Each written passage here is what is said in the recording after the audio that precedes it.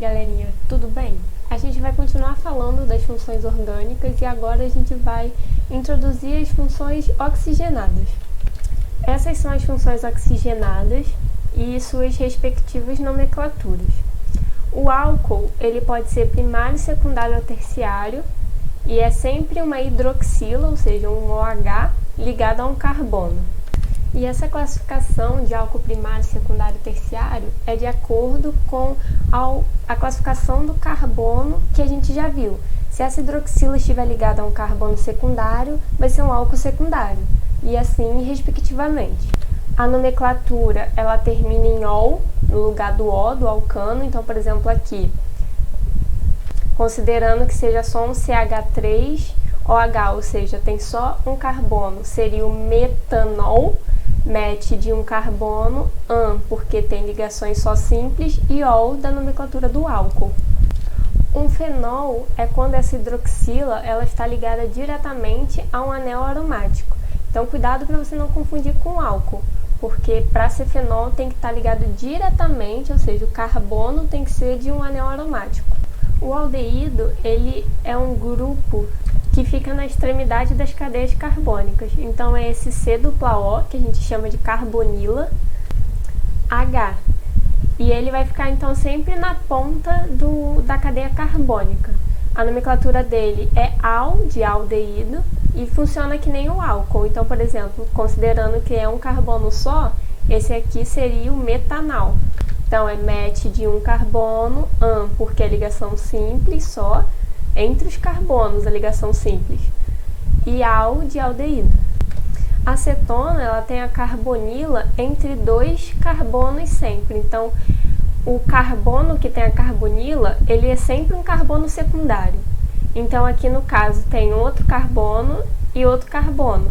Então, a menor cetona que existe é a propanona, prop de 3, an de ligações simples e ona, que é a nomenclatura das cetonas. Então, para não confundir, o aldeído vai ser sempre ponta de cadeia e a carbonila é um carbono primário, vai estar sempre ligado a um carbono só e a outro hidrogênio. E a cetona é sempre um carbono da carbonila é um carbono secundário. Os ácidos carboxílicos, eles são compostos por esse grupo carboxila, que é justamente a junção de uma carbonila, ou seja, uma C-O, com uma hidroxila. Ele também, assim como o aldeído, é uma função de ponta de cadeia, então esse carbono da carboxila sempre vai ser primário, e a nomenclatura dos ácidos sempre começa com ácido, aí o nome da cadeia, nesse caso aqui, tem um carbono, é met, an, por causa da ligação simples, oico, então é ácido metanoico. Os ésteres, eles são obtidos pela reação entre ácidos carboxílicos e álcools. Então, reparem que o grupo funcional é bem parecido com o do ácido carboxílico, só que no lugar desse H, a gente continua a cadeia carbônica. Então, tanto ligado nesse C, podemos ter mais carbonos, quanto depois desse O com a ligação simples, também temos mais carbonos. Então, aqui para a nomenclatura, a parte do ácido mais sufixo ato é essa parte da carbonila. Então, por exemplo, se aqui nós tivéssemos outro carbono, lembrando que 2 carbonos é et, então seria etanoato, et de 2 carbonos, an da ligação simples, e oato, que é esse sufixo para essa parte aqui que vem derivada do ácido, mais a parte que vem derivada do álcool, que é essa parte com a ligação simples do oxigênio-carbono, que vai ser, por exemplo, se considerarmos que aqui só tem um carbono, vai ser então met e o sufixo ila, então de metila, então ficaria etanoato de metila. A função éter é quando o oxigênio ele está interrompendo a cadeia carbônica. É o mesmo conceito que eu dei para cadeias heterogêneas, que é quando um heteroátomo, que nesse caso em específico vai ser o oxigênio, interrompe a cadeia. Então, esses R significam isso. Aqui pode ter 2, 3, 10 carbonos, como esse R' também. Então, éter vai ser um heteroátomo, o oxigênio, interrompendo a cadeia carbônica. A nomenclatura vai ser o menor radical, ou seja, se aqui tiver 3 carbonos e aqui 5, então vai começar por esse lado aqui de 3.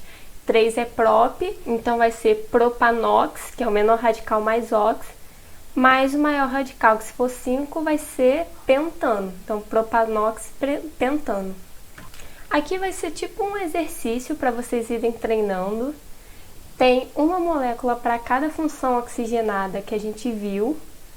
Então, vocês vão identificar quais são essas funções e vão dar a nomenclatura delas. Então, aqui tem as respostas, não está na ordem, e para vocês compararem. Então, se vocês identificarem lá qual é a molécula do ácido, por exemplo, então vocês vão saber que aquela molécula tem esse nome, mas é para vocês treinarem o nome. Então, vocês peguem a molécula, tentem dar um nome, a nomenclatura, com as regras que a gente viu, e comparem com esse gabarito aqui. E façam ao contrário também. Peguem esses nomes e tentem desenhar as moléculas e comparem aqui com esse gabarito. Então, vocês identificando as funções, você vai saber qual molécula está correspondente a qual nomenclatura. Nomenclatura é treino e aos poucos a gente vai pegando todas essas regrinhas e assimilando. E conforme a gente for fazendo os exercícios, isso vai entrando cada vez mais na nossa cabeça. Então não vai ser tão decoreba assim como as pessoas pensam. Então fechamos as funções oxigenadas. Até o próximo vídeo.